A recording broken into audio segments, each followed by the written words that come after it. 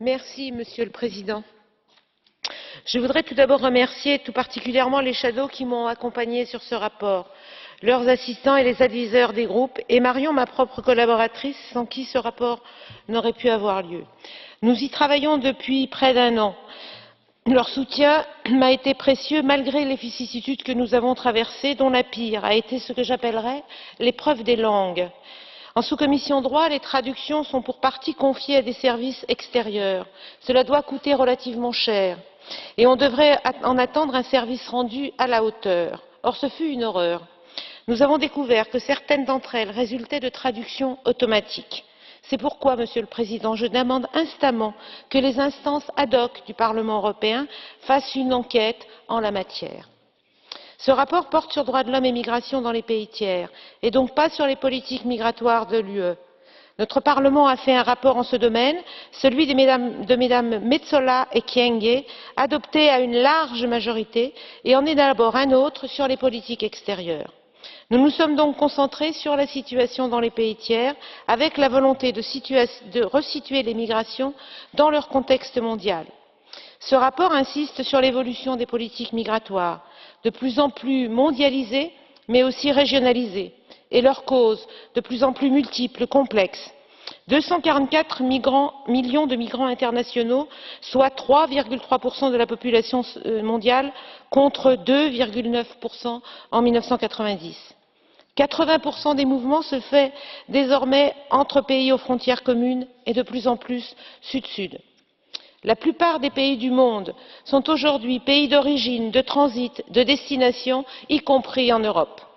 Ces migrations concernent de plus en plus de femmes et d'enfants, et notamment des mineurs isolés, et donc autant de personnes vulnérables qui ont droit à une protection particulière sur les routes de plus en plus dangereuses des migrations.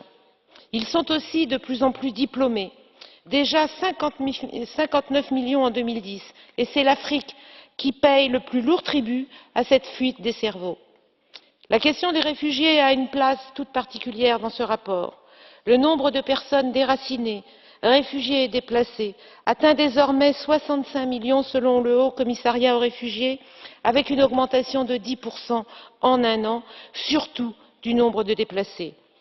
Dans nos propositions, nous avons voulu partir du respect des droits de l'homme, tels qu'ils sont reconnus et protégés par les conventions internationales, et voir comment l'Union européenne, dans ses politiques de partenariat avec les pays tiers, peut agir pour un meilleur respect des droits de l'homme, y compris en montrant l'exemple sur son territoire et en faisant respecter les conventions internationales ad hoc. La Convention internationale sur les droits des travailleurs migrants et leurs familles n'a été signée par aucun État membre de l'Union européenne.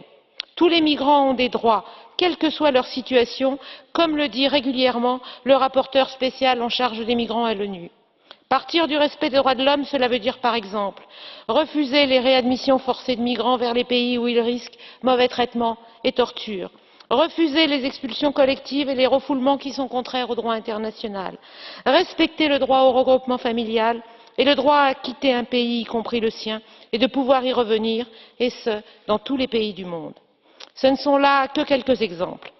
Un tel souhait peut paraître un vœu pieux. Certains disent ici que ce rapport serait trop progressiste. Nous avons considéré majoritairement en AFET que l'Union européenne devrait œuvrer plus en ce domaine, en travaillant avec ses principaux partenaires à la mise en œuvre de législations respectueuses des droits des migrants, en commençant par le droit d'asile.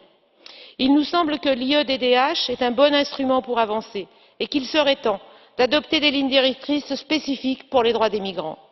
Nous savons tous que les questions migratoires prennent une place croissante dans les dialogues de l'UE avec les pays tiers.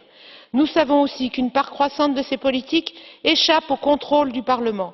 C'est pourquoi ce rapport propose notamment d'évaluer et de suivre tous les accords et fonds en ce domaine, en commençant par l'accord UE-Turquie et les processus de Khartoum et de Rabat. Beaucoup d'autres sujets sont traités dans ce rapport, je ne peux les développer et je le regrette.